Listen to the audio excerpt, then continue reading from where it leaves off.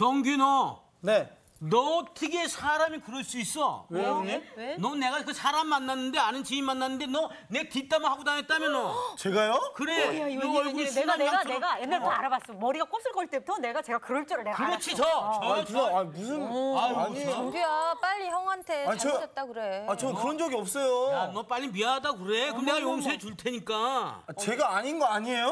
야, 준규 아니 준규? 아유, 너 빨리 해. 장규 너, 아니야 장규? 너 상우 씨 이거 맞지? 오래 간다 이거. 오래 가, 너. 1년가 이거. 오빠. 네가 안 했더라도 나 오래 가. 저는 형님 칭찬밖에 안 했어요. 형님 칭찬했으면- 많이 먹고 살 많이 찌고 이런 칭찬밖에 안 했다고요 저는. 그게 칭찬이야.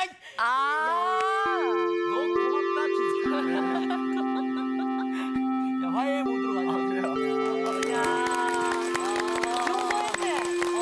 용서했어. 오늘 목사님 오셨으니까 용서해 준다. 고마워요. 앞으로 여러분들이 진짜 많이 금방 얘기했던 그게 우리 사회의 정난한 모습을 그대로 보여줬습니다. 오늘 대단했어요. 우선은 네가 나한테 대해서 뒷담화하고 다닌 거에 대한 소문을 내가 들었다. 소문이에요. 네. 그렇죠. 그런데 미란 씨는 뭐라고 얘기를 부추겼어요. 했냐면 부추겼어요. 내가 그럴 줄 알았어. 곱슬머리라고 험담했어요. 그러니까 곱슬머리이기 때문에 그럴 수 있다라고 하는 편견을 강화했습니다. 네. 나온 씨는 또 뭐라고 해요? 빨리 사과해. 네. 확인도 하지 않고 한 사람을 죄인으로 만드는 쉬워요. 아주 기가 막힌 전 근데 진짜 칭찬하고 다녔어요. 형 되게 많이 먹는다고. 많이 먹고. 잘 드신다고. 많이 먹는데 옆으로 이렇게 하면 좀 되게 살찌고 이런 거 되게 보기 좋다고. 보기 좋다고. 네. 제가 안 찌니까. 저기 저 근데 선생님 이게 이상하게 잠깐만 나갔다 오시면 안 될까? 힘좀 내겠습니다. 예. 오늘 우리가 함께 생각하게 될 내용이 죄의 용서에 대한 부분입니다. 주님의 기도를 우리가 공부하고 있는데 이제 그것이죠. 우리가 우리에게 죄 지은 자를 사하여 준 것 같이 우리 죄를 사하여 주십시오 하는 이야기죠. 오늘 수업 주기도문 7강 우리가 우리에게 죄 지은 자를 사하여 준 것 같이 우리의 죄를 사하여 주옵시고. 사람은 홀로는 살 수 없는 존재입니다. 로빈슨 크루소를 우리들이 알고 있는데요. 로빈슨 크루소는 28년 동안이나 무인도에서 지내게 되잖아요. 그렇죠. 그러나 로빈슨 크루소를 그 고독 속에서도 견디게 해줬던 것은 그 자기가 문명 세계에 살고 있었을 때 맺었던 그 수많은 관계에 대한 기억입니다. 그 기억조차 없었다고 한다면 로빈슨 크루소는 더 견디기가 어려웠겠죠. 그렇죠. 그러니까 우리는 수없이 많은 관계와 그 관계를 통해서 내게 축적되어 있는 기억을 우리들이 되살리면서 살고 있는 것이죠. 우리의 바람은 뭐냐면 내가 만나는 모든 사람들과 아름다운 관계를 맺고 싶은 것이 우리의 바람이죠. 그러나 현실 속에서는 그렇지 못하죠. 살다 보면 얼마나 많은 갈등이 있어요. 아까 뭐 꽁트이긴 했습니다만 상훈 씨가 정규 씨를 보고 막 야단을 쳤어요. 왜 야단을 쳤냐면 상훈 씨가 나이가 많거든요. 정규 씨가 후배이고. 그러니까 후배는 이러이러해야 한다라고 하는 생각이 이미 우리를 지배하고 있어요. 그렇죠. 그러니까 너 이 자식 이렇게 얘기할 수 있죠. 이게 이제 정규 씨한테는 상처가 될 수도 있어요. 확인되지 않았는데 그런 소문 때문에 우리들이 서로를 도외시하고 미워하고 할 때가 너무나 많이 있는 게 인간의 삶의 모습인 것 같습니다. 근데 가만히 우리의 삶을 따지고 보면 인간의 삶이라고 하는 게 빛투성이의 삶이라고 생각해요. 빛. 우리들이 이제 빚지고 산다 하고 얘기하는 그 빚 얘기하는 겁니다. 혹시 빚이 있어요, 여러분? 있죠. 빚이 있어요. 어떤 빚들을 얘기하시는지요? 하나님께서 우리를 그 하나님의 핏값으로 가신 거 아닙니까? 상훈 씨 그렇기 너무 때문에 은혜로워. 너무 은혜로워. 그레이스 빚이 있습니다. 그레이스맨이에요. 나는 인생이라고 하는 게 번디 빚이다 하고 얘기하는 건 뭐냐면 우리는 사랑의 빚을 진 사람들입니다. 사랑이 비친 자. 그렇죠. 사랑의 빚진 자들입니다. 내가 이 세상에 태어난 것도 사랑의 빚이고요. 또 우리가 살아가면서 겪고 있는 모든 것들도 수도 없는 사랑의 빛으로 형성되어 있다고 얘기해도 과언이 아닙니다. 지금 제가 옷을 입고 있는데 저만 입고 있는 것은 아니지만 네. 여러분 모두 옷을 입고 계신데 이 옷 제가 만든 거 아니거든요. 네. 네. 누군가가 만들어준 것입니다. 네. 아침에 일어나서 식사들 하셨나요? 네. 식사하셨죠? 안 먹었군요. 네. 물은 마셨죠? 근데 물은 마셨어요. 그렇죠? 네. 그런데 그 물은 정규 씨가 만들었나요? 아니요? 정규 씨가 정화했나요? 아니요. 아니죠. 예. 누군가가 수고함으로 정화해준 물을 마시고 왔잖아요. 맞습니다.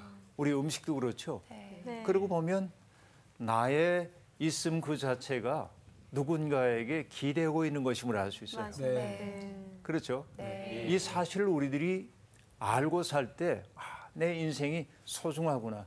나는 얼마나 많은 사랑의 빚을 지고 있는가. 네. 그 사실을 생각할 때 우리들은 정말 따뜻한 인생을 살 수 있죠. 그런데 사람들은 그 사실을 잘 망각합니다. 마치 당연하게. 당연한 듯 네. 혹은 자기가 받을 것만 있는 사람인 것처럼 생각할 때가 많습니다. 근데 그 삶이 참 힘들어요. 받을 것만 있다고 생각할 때 예를 들면 나온 씨를 만났는데 나온 씨가 마땅히 나한테 존경의 눈빛을 보여줘야 한다고 스스로 생각한다면 저분이 딴 생각하고 있다가 나를 그렇게 바라보지 않으면 소심한 난 상처를 받는 거야. 왜 나를 존경하지 않는 거야? 그럴 수 있잖아요. 네. 사람이. 이거 병든 겁니다. 네. 맞아요. 그렇죠? 그래서 우리들이 두 가지 삶의 방식이 있겠는데 내가 사랑의 빚을 지고 사는구나 하는 것이 첫 번째 방식이라면 예. 다른 방식은 받을 것만 있는 채권자 의식을 갖고 살고 있는 사람들이 있는데 그 사람들은 되게 불행합니다. 왜냐하면 받을 게 있는데 저 사람이 내게 마땅히 주어야 할 걸 주지 않는다고 생각하니 네. 인생이 힘겹죠. 그렇죠? 어쨌든 삶이라고 하는 건 사랑의 빚이다 하는 얘기를 하고 싶어요. 그런데 아까 상훈 씨가 네. 우리가 하나님의 은혜의 빚진 자입니다 하고 은혜스럽게 얘기를 하셨죠. 네. 우리 죄의 빚을 지고 있는 사람들인 것도 또 맞습니다. 이것은 우리들이 갚아야 할 빚입니다. 사랑의 빚이라고 하는 것도 우리들이 갚아야 하지만 그것은 우리들이 끝없이 지고 갈수록 내 삶이 단단해지고 아름다워진다면 죄의 빚이라고 하는 것은 빨리 청산되어야 우리가 자유로워지거든요. 네. 그러니까 우리는 많은 죄를 지었어요. 짓고 삽니다. 그렇죠. 인간은 죄인이라고 얘기를 합니다. 네. 질문입니다. 인간이 죄인이기 때문에 죄를 지을까요? 아니면 이러저러한 죄를 저지르기 때문에 죄인일까요? 죄인 1번이 먼저 1번이 맞지 않을까요? 예, 깊이 지금 생각하고 계신데요. 죄인이기 때문에 죄를 짓기도 하고 네. 이래저래 죄를 지어서 또 죄인이기도 하죠. 아, 그래요?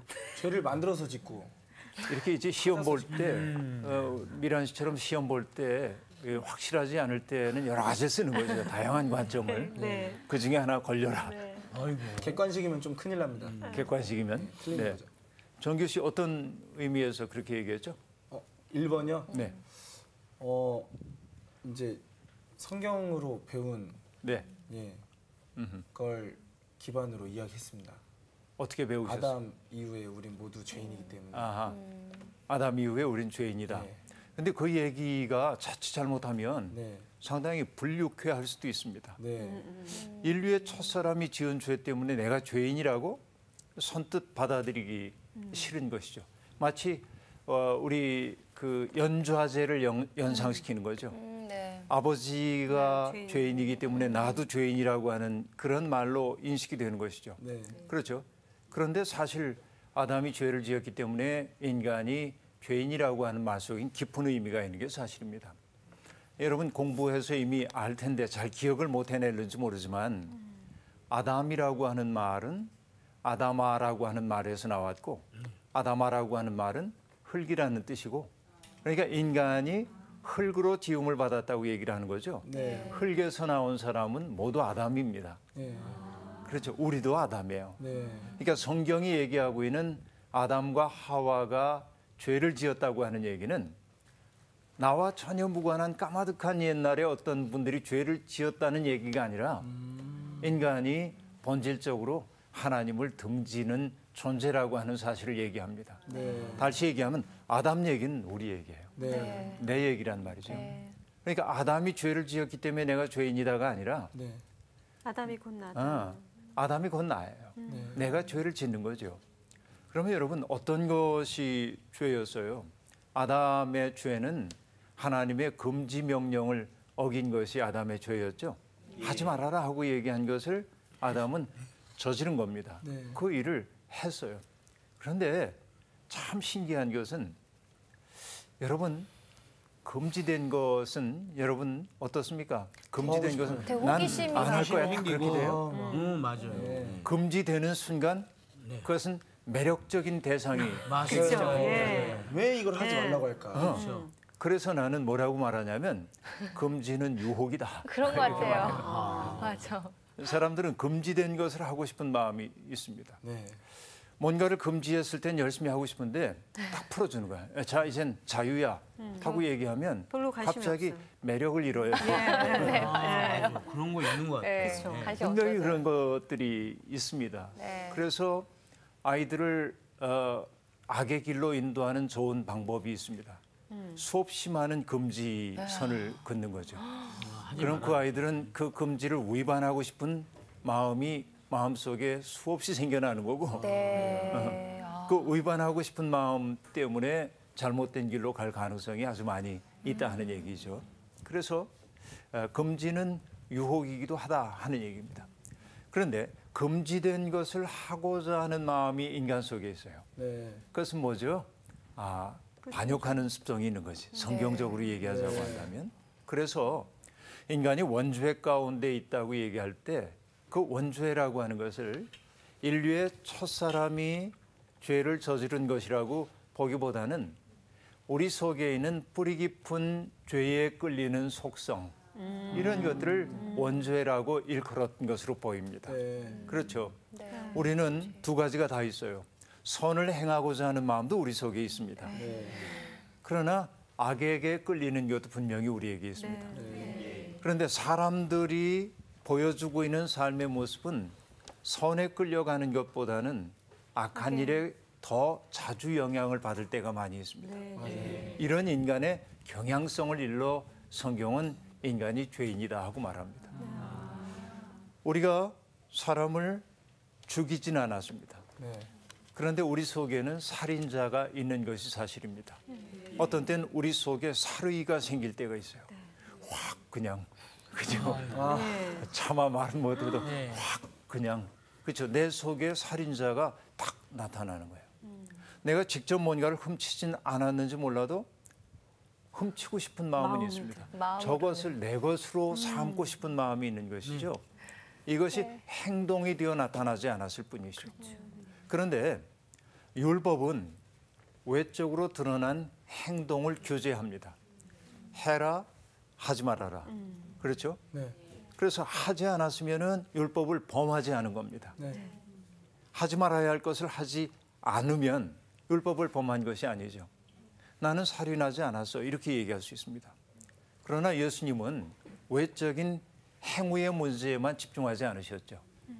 우리의 마음속의 문제가 더 중요하다고 얘기했습니다. 살인자는 바깥에 있지 않고 안에 있기 때문에 그래요. 네. 도둑도 바깥에 있지 않고 안에 있기 때문에 그렇습니다.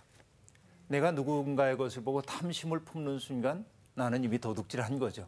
예수님의 어법으로 얘기하면 누구를 미워하는 그 순간 나는 이미 살인한 거죠. 그 마음이 고쳐지지 않으면 안 되는 것이죠. 기독교가 얘기하고 있는 죄가 두 종류가 있죠. 하나는 저지른 죄입니다.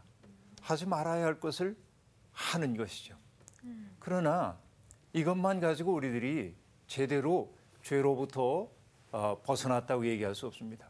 저지른 죄가 있어요. 보시죠.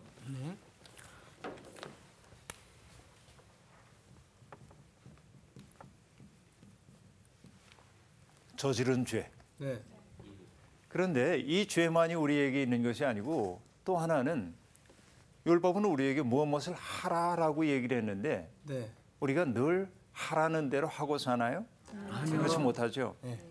마땅히 해야 할 것을 하지 못한 죄도 있습니다. 네. 이것을 기독교 전통은 뭐라고 말하냐면 태만죄 혹은 나태죄 그렇게 얘기합니다.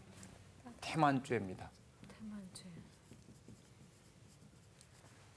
예를 들어 볼까요? 성경에서 어떤 태만죄가 있을까요? 자, 부자의 집 문간에 나사로가 살고 있었습니다. 나사로는 병이 들었습니다. 그렇죠. 혼대도 많이 나 있고요. 그런데 부자는 나사로와 무관하게 행복하게 살고 있습니다. 좋은 옷 입고 맛있는 음식 먹고 그렇게 지내고 있죠. 그러나 성경은 어떤 경우에도 이 부자가 어떤 죄를 저질렀는지에 대한 이야기 안 합니다. 남의 것을 폭력으로 빼앗았다는 얘기도 안 했고 부정부패한 수단으로 축제했다는 얘기도 없습니다. 그렇죠. 남을 못 살게 군 얘기도 없습니다. 그런데 이 부자가 죽었을 때 지옥으로 갔다는 겁니다. 그의 죄는 무엇입니까? 태만죄. 태만죄입니다. 네. 어떤 태만죄죠? 자기 집 문간에 있는 않았어요. 나사로를 돌볼 책임을 지지 않은 겁니다. 네. 그러면 여러분 세상에 나는 죄 없어라고 말할 수 있는 사람이 있어요? 없어요. 이거는 저지르지 않을 가능성이 덜어는 있습니다. 네. 하지 않는 것은 가능해요. 그러나 우리는 수도 없이 많은 태만죄를 저지르며 살고 있는 것이 사실이죠. 그러네요. 그렇죠. 이 사실을 가슴 아프게 여러분 느끼고 있나요, 우리들이? 거의 느끼지도 못하죠. 안 그런 경우가 대부분입니다. 예. 이것이. 그러면서 나는 이것을 저지르지 않았기 때문에 죄인이 아니야. 나는 죄인이 아니라고 생각하는 경우가 네. 아주 많이 있습니다. 오늘의 교회가 왜 파워가 없냐면 이 죄를 저지르고 있기 때문에 그렇습니다. 태만죄 혹은 마땅히 해야 할 것을 하지 않는 나태죄인 것이죠. 이런 죄가 우리를 오늘 붙들고 놓아주지 않고 있다 하는 얘기입니다. 그런데 우리가 이런 죄에만 붙들려 가지고 살 수가 없어요. 자, 두 가지 죄를 얘기했는데 또 하나의 더 중요한 죄가 하나 있습니다. 어떤 죄일까요? 혹시 짐작이 갑니까? 원죄는 아니죠. 예. 네, 그건 아니고. 저지른 이제 태만죄. 죄를 저렇게 분석해 본 적이 별로 없어가지고. 쪼개는 죄. 네. 좀 죄인지 어렵죠? 모르는 죄. 뒤에서 얘기한. 오. 뭐라고? 죄인지 모르는 죄. 죄인지 모르는 죄. 그런 죄도 있죠. 그러나 내가 지금 얘기하고 싶은 것은 뭐냐면 사람의 가장 큰 죄는 하나님이 나를 이 세상에 내셨다고 말하면서도 하나님이 나를 이 세상에 내신 까닭을 잊어버리고 사는 것. 다시 얘기하면 내 인생을 허비한 죄. 하나님 생각해 보세요. 세상에는 65억 명의 인류가 있습니다. 네. 그동안 살았다 세상을 떠난 사람들까지 합치면 어마어마한 숫자이겠죠. 네. 세상에 나와 똑같은 사람은 하나도 없습니다. 다시 얘기하면 그 말은 뭐냐면 하나님은 나를 통해서만 세상에 줄 수 있는 선물을 들려 내게 나를 세상에 보내셨어요. 나는 세상에 보냄을 받은 하나님의 선물이에요. 그런데 내가 선물답게 못 사는 거죠. 누군가에게 의미 있는 선물이 되지 못하는 삶을 살고 있는 것이죠. 이것도 큰 죄라고 말할 수 있어요. 하나님이 우리에게 풍부해 주신 삶의 몫을 온전히 누리지 못하고 살아내지 못하는 거, 이것도 죄겠다. 그렇죠? 공감이 되십니까, 여러분? 네. 이게 이제 우리의 문제입니다. 그렇게 우리는 내가 이런 죄 속에 있구나. 내가 이런 죄 속에 있구나. 저지른 죄도 있고 태만죄도 있고 내 몫의 삶을 살지 못했구나 하고 느낄 때 하나님 앞에 엎드릴 수밖에 없습니다. 우리의 죄를 용서하소서 하는 기도이죠. 우리의 죄를 용서하소서 하는 기도는 바로 이런 것입니다. 그런데 하나님 앞에 진정으로 죄를 용서해 달라고 비는 사람은 버림받은 사람 아닙니다. 하나님 앞에 내 죄를 용서해 달라고 말할 수 있는 그 마음조차 누구에게로부터 왔냐면 하나님께로부터 온 마음입니다. 하나님이 내 속을 비춰주시지 않으면 내가 죄인인지 알지 못합니다. 맞죠, 여러분? 여러분 보세요. 위에 조명이 있어가지고 나를 환하게 비춰주고 있어요.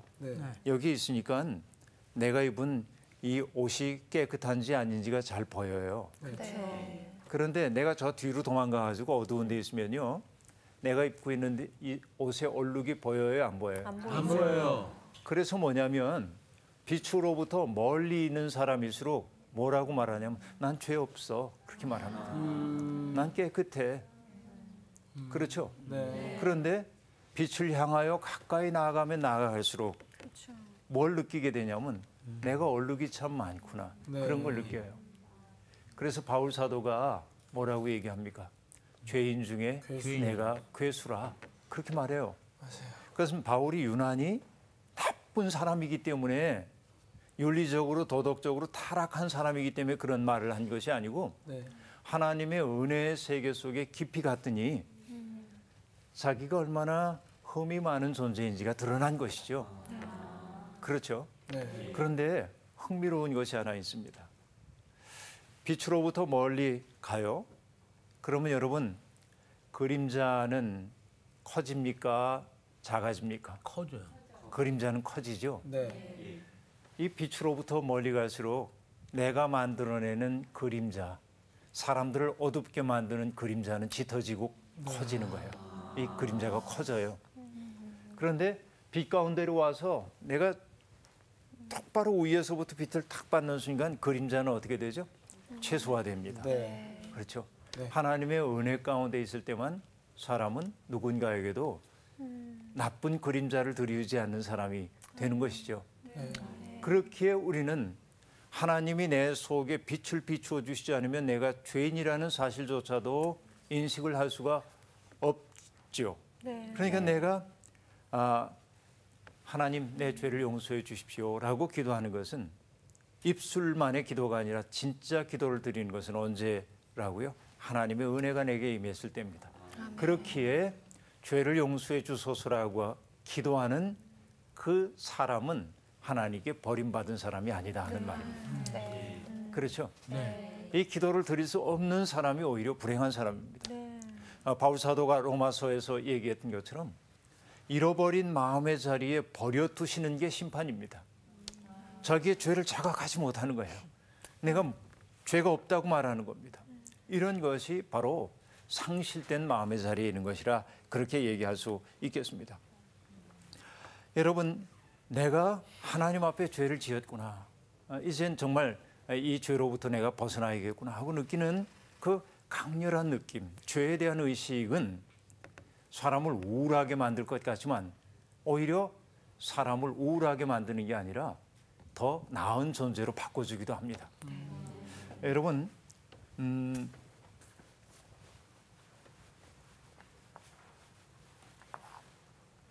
철학자 가운데 칼 야스퍼스라고 하는 철학자가 있었습니다. 이 칼 야스퍼스라고 하는 사람의 철학 개념 가운데 한계 상황이라고 하는 것이 있어요.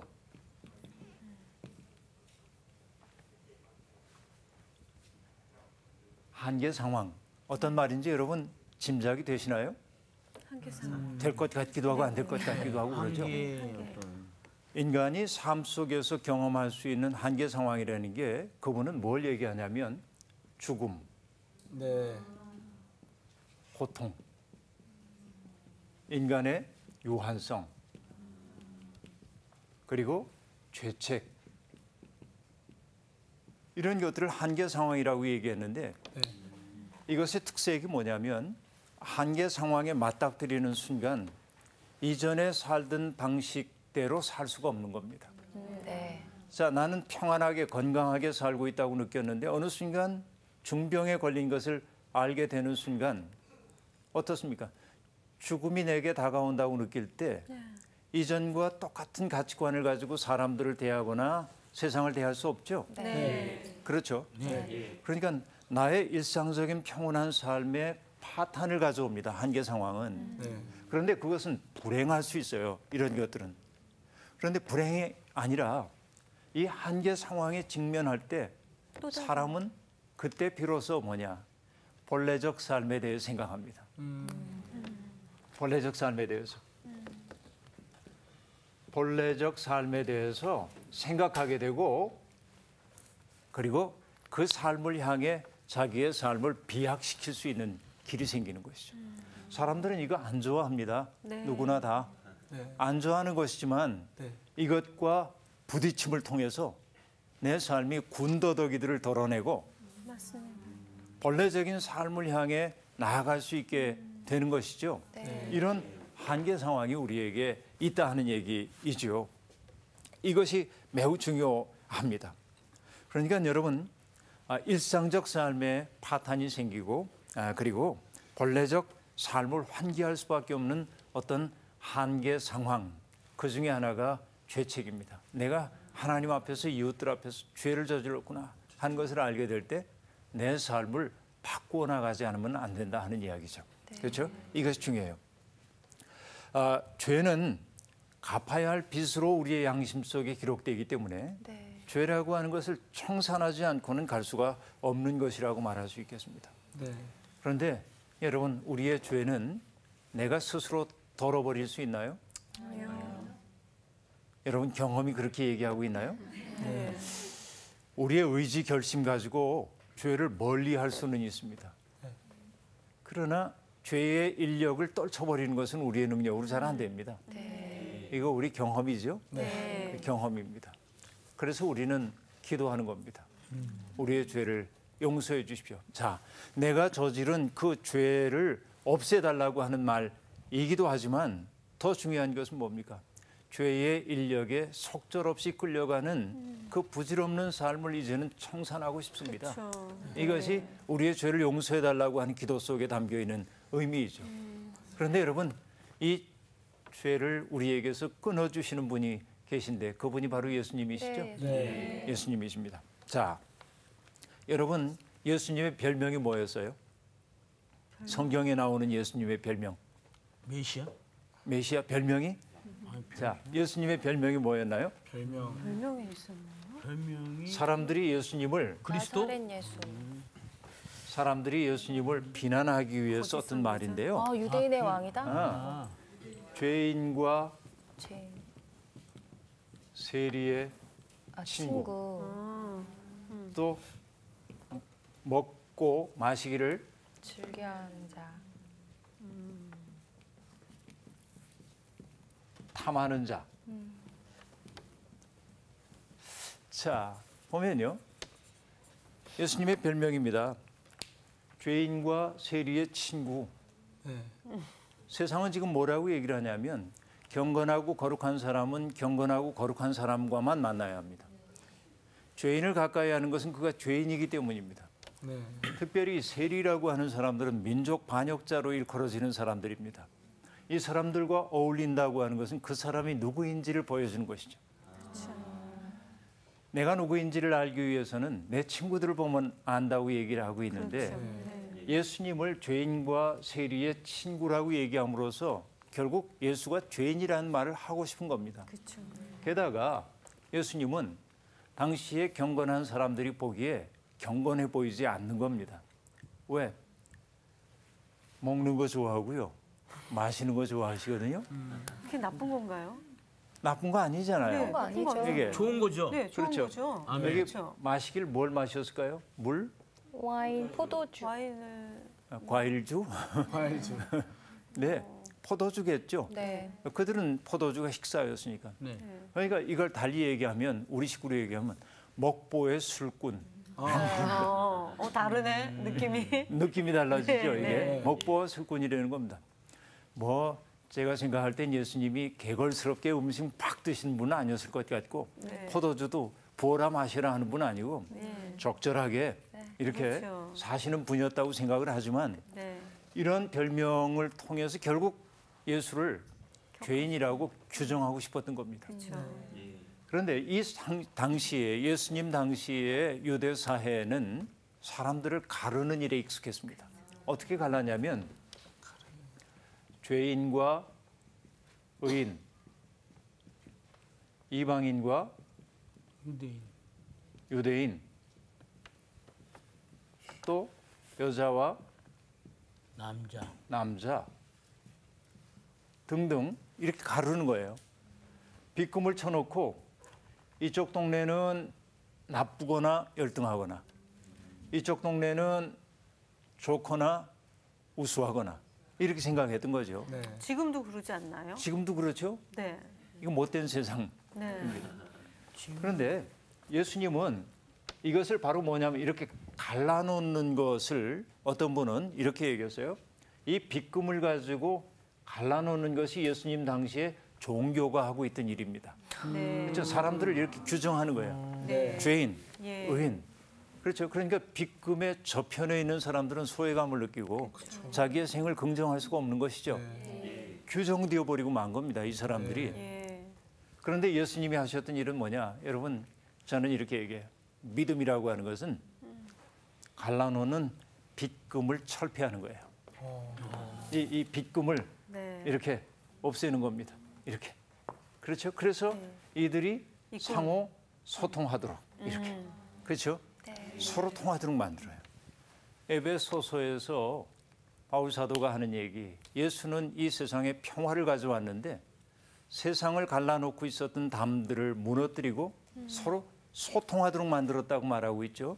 그러니까 바로 이 세상, 그러니까 거룩하다고 하는 사람들이 갈라놓았던 그 세상을 철폐하기 위해 예수님은 그들 속에 들어가셨고 그들과 더불어 삶을 경축하셨고 그렇죠. 그러자 뭐가 생겼냐면 이쪽 사람들은 자기들이 특권을 누리고 있잖아요. 나는 의로운 사람이야. 하나님이 우리를 사랑하셔. 우리는 선택받은 민족이야. 이 특권의식 속에서 자족하고 있었는데 주님이 이 빚금을 철폐함으로 그들 사이에 차별이 지워지게 되자 특권을 누릴 수가 없게 돼요. 그렇죠. 특권을 누리고 있던 사람들이 예수님 미워할 수밖에 없었겠죠. 그렇죠. 예. 네. 이해가 되십니까? 네. 예수님이 죽음으로 나아갈 수밖에 없었던 건 바로 이거예요.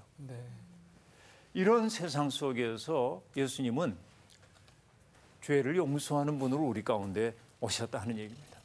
기꺼이 죄인들의 삶의 자리, 또 상처 입은 사람들의 삶의 자리에 가셔서 그들과 하나가 되심으로써 저 빚금 너머에 있는 더 아름다운 포용의 세계를 우리에게 보여주셨다 하는 얘기입니다. 그렇죠? 그래서 우리는 우리의 죄를 용서하소서라고 기도할 수밖에 없는데 하나님 앞에 우리의 죄를 용서하소서라고 기도하는 것은 하나님이 여러분 완고한 아버지처럼 우리를 심판만 하시는 분이 아니라 돌아온 탕자를 맞아주는 아버지처럼 용서할 준비가 되어 있는 분임을 알 때 우리는 우리의 죄를 용서하소서라고 기도할 수 있겠죠. 이것이 중요하다고 저는 생각을 해봅니다.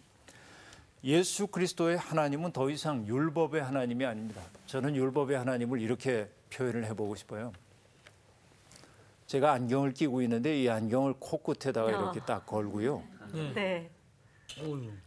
어울려요? 달라요. 캐릭터 완전히 달라져요. 아니요. 달라져요? 네. 멋있으세요. 천의 얼굴. 내 앞에 나와 있는 사람들을 그냥 이렇게 바라보면 될 텐데 네. 살피기 위해서 네. 이렇게 쳐다보는 거죠. 네. 하나님을 전당포 영감님처럼 만들지 말자. 네. 네? 하나님이 꼬치꼬치 우리의 죄, 저 상훈 씨가 저지른 죄가 뭔지 장부채 가지고선 너 무슨 죄 이렇게 얼마야? 그런 분으로 하나님을 자꾸만 표상화하지 말자 그 얘기죠. 그렇습니다. 예. 하나님은 어떤 분이냐면 죄 아무리 많은 죄를 저질렀다 할지라도 그가 진정으로 참여하고 자기의 삶이 그릇되었음을 알고 돌아올 때 어이구 불쌍한 것하고 덥석 안아주는 탕자를 품어안는 그 하나님이라는 거 아닙니까? 예수님이 우리에게 보여주는 하나님은 그런 모습인 것이죠. 네. 그래서 죄를 용서함을 받는다는 것은 다른 말로 바꾸면 어떤 뜻이 될까요? 사랑받는 거. 사랑받는 거. 그것도 일리가 있습니다. 품어주는 거. 품어주는 거. 친구가 되는 거. 친구가 되는 거. 다 나왔어요. 가장 적절한, 제가 원했던 가장 적절한 답은 품어주는 것과 관련이 됩니다. 네.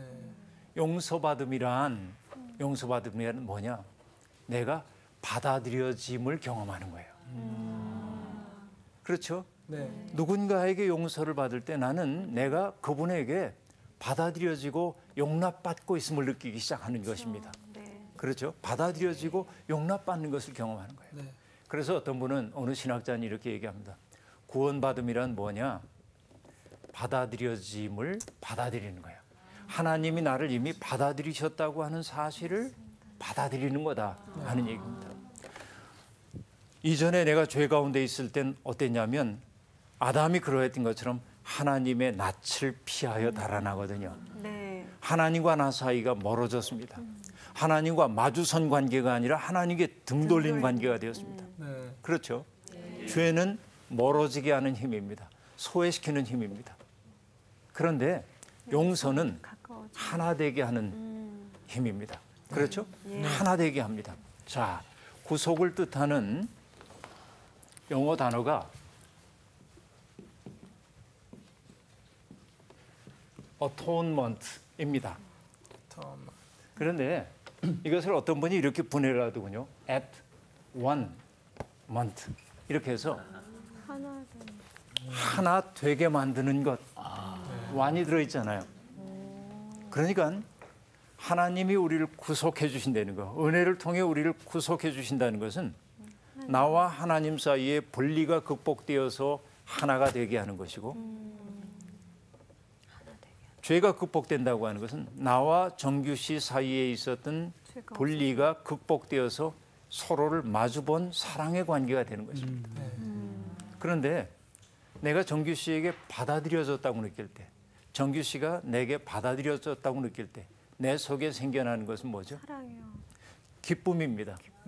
그렇죠? 죄의 용서함 받는 사람의 삶의 내용은 뭐냐? 기쁨이에요. 그 속에 기쁨이 있는 겁니다. 그렇죠? 그런데 우리에게 정말로 중요한 것은 그 다음인데요. 우리가 우리의 죄를 용서해 준 것 같이 그렇게 말하고 있습니다. 자, 우리가 우리의 죄를 용서해 준 것 같이 자칫 오해를 하다 보면 하나님의 용서함을 받기 위한 전제 조건이 우리가 누군가의 죄를 용서해야 하는 것처럼 그렇게 생각될 수도 있습니다. 그렇죠? 하나님 용서받기 위해서 하나님이 우리에게 너 아무개 용서해야만 내가 너 용서해 줄 거야. 하나님이 왠지 좀 쫀쫀해 보이고 그렇잖아요. 예. 그런데 이 표현이 오해의 소지가 있는 것이 사실입니다. 그러나 여러분 이렇게 얘기할 수 있습니다. 자기의 죄가 얼마나 심각한지를 알고 있는 사람은요. 자기의 죄가 얼마나 심각한지를 아는 사람은 다른 이가 내게 저지른 죄를 용서하지 않을 수가 없습니다. 이미 하나님이 내 속에 용서하도록 죄를 인정할 수 있는 마음을 심어주시는 그 순간 하나님은 그 마음만 주신 것이 아니고 내 이웃의 죄를 용서해 줄 수 있는 내적 능력을 우리 속에 이미 심어주십니다. 근데 선생님 저는 이 주기도문을 할 때마다 약간 좀 의아한 게 있었어요. 우리가 우리에게 죄 지은 자를 사하여 준 것 같이 하는 건 이미 제가 사했다는 거잖아요. 근데 저는 제가 생각할 때 저에게 죄 지은 자를 제가 사해 준 적이 별로 없어? 없던 것 같다는 생각이 전혀 드니까 마치 내가 다 했다라고 이미 굉장히 죄송하죠. 네, 그렇게 하나님 하니까 이게 참 거시기예요. 그래서 미란 씨가 굉장히 중요한 얘기를 지금 해준 겁니다. 그러니까 내가 의지적으로 율법적으로 누군가의 죄를 사해 주려고 하면 안 되고 은혜가 내 속에 들어와야 사해 줄 수 있는 능력이 생긴다고 금방 얘기를 했었죠. 이게 이제 핵심이에요. 내가 먼저 용서를 해야 하나님이 나를 용서해 준다가 아니고 내 죄를 인식하도록 하기 위해서 하나님의 빛이 내게 임할 때 이미 하나님은 내가 다른 사람을 사랑으로 용납할 수 있는 능력 또한 주신다 하는 얘기죠. 이것이 진정으로 용서한다라고 하는 말의 의미일 겁니다. 이 얘기는 우리가 조금 더 얘기를 해봐야 할 텐데요. 오늘 이렇게 이제 얘기를 정리를 좀 해봐야 하겠습니다. 내가 누군가를 용서해 준다. 용서해 줄 수 있는 것은 내가 힘이 없어서 용서한다고 한다면 여러분 내 마음이 행복합니까? 아니죠. 용서해 주기 위해서는 저 사람이 나보다 강한 힘을 가지고 있기 때문에 어쩔 수 없이 용서한다고 한다면 내 속에 굴욕감이 남을 겁니다. 용서하기 위해서는 어떠해야 하냐면 그를 품을 수 있을 만큼의 크기가 내 속에 생겨야 합니다. 네. 그렇죠? 품기 위해서는 어떻게 해야 합니까? 그 사람보다 커져야 합니다. 그 사람보다 커질 수 있는 마음은 내 속에서 오지 않습니다. 누구로부터 와요? 하나님으로부터 오는 것이죠. 그래서 우리는 이제 이 기도의 내용은 우리가 우리에게 죄 지은 자를 사하여 준 것 같이 우리 죄를 사해 주십시오라고 얘기하고 있지만 그러나 하나님의 은혜를 전제 조건으로 본다고 한다면 그 은혜가 우리로 하여금 이웃을 품도록 해주고 용서하도록 해주고 그 마음 때문에 하나님은 또 우리를 부둥켜 안으시고 이런 사랑의 되먹임 속에 우리들이 살 수밖에 없음을 보여주고 있습니다. 네. 오늘 궁금한 것들이 많이 있을 텐데 다음 시간에도 조금 더 얘기를 계속할 텐데요. 네. 오늘 마무리하는 얘기 누가 좀 해주시겠어요? 수업 마쳐야 할 시간이 됐는데. 결국은 네. 내가 하는 게 아니라는 거예요. 정말 하나님께 모든 것, 내가 누구를 용서하는 것도 내가 그런 마음을 품을 수 있게끔 항상 내 안에 정말 나를 도와주셔야지만 내가 할 수 있는 거지. 근데 자꾸 그거를 안 하고 제 의지대로 저 사람을 용서하려고 하니까 안 되는 거였던 것 같아요. 네, 그렇죠. 네. 아주 오늘 수업을 잘 하신 것 같습니다. 네, 감사합니다. 네, 오늘 수업도 감사합니다.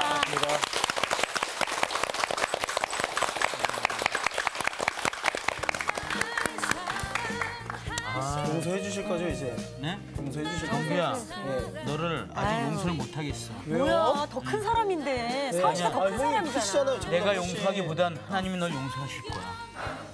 그래서 형님은 저를 용서 안 해주신다고요? 그러면 나도 당연히 널 용서하겠지. 감사합니다. 뭐야, 기쁜 이거. 뜻을 그렇게 모르겠니?